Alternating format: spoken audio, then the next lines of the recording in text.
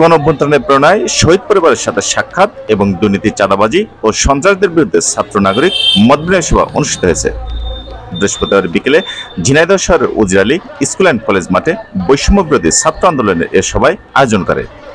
সভায় সংগঠনটির কেন্দ্রীয় সমন্বয়ক তারেক ইসলাম, ওয়াহিদুজ্জামান, আকরা হোসেন রাজ, আশরাফা খাতুন, আবু বকর খান, ফারহানা ফারিন সহ জেলা সমন্বয়করা উপস্থিত ছিলেন।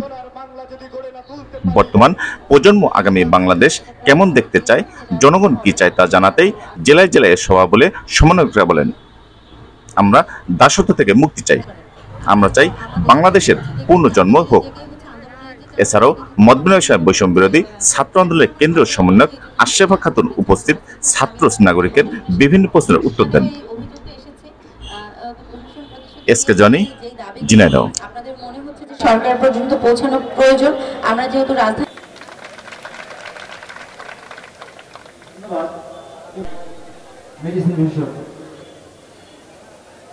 গণতান্ত্রিক এবং সাংবিধানিক অধিকার, এখন বৈষম্য বিরোধী ছাত্র আন্দোলনের প্ল্যাটফর্মটা আছে। হয়তো মানুষ হচ্ছে বাংলাদেশের মানুষ এখন ফোন ইউটিউবে এত বেশি দেখে, আসলে টিভি দেখার সময় ওদের প্রেতাত্মাগুলো ঘুরে বেড়াচ্ছে এবং এই সমাজে বিশৃঙ্খলা করার চেষ্টা। আমি সরাসরি আসছি যে ক্যাশ টাকাটা এটা হচ্ছে আমাদের হাত দিয়ে, যে জান্নাত বসে আছে আমার পাশে, গতকাল এত টাকা ছিল, প্রত্যেক দিনের হিসাব আমরা প্রত্যেকদিন দিয়েছি। আমার ফেসবুক প্রোফাইলেও এটা দেওয়া আছে।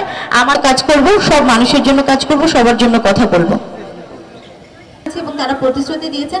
আশা করি পরবর্তীতে আপনার প্রশাসনের সাথে কথা বললেই আপনাদের কাজগুলো সম্পন্ন হবে। কিছু ছিল, আমরা হচ্ছে যেগুলো খরচ করেছি টাকা, বিভিন্ন জিনিস কিনতে হয়েছে। আপনারা জানেন যে টাকার হিসাবটা আমি আমার প্রোফাইলে দিয়েছি, হাসনাত আব্দুল্লাহ ভাইও ওনার প্রোফাইলে দিয়েছেন।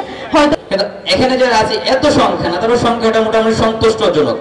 আমি বিশ্বাস করি এখন যে পেজগুলো আপনারা এখানে দেখছেন, আমাদের হয়তো যদি কখনো রাজনৈতিক 2019 সালে ঢাকা বিশ্ববিদ্যালয়ের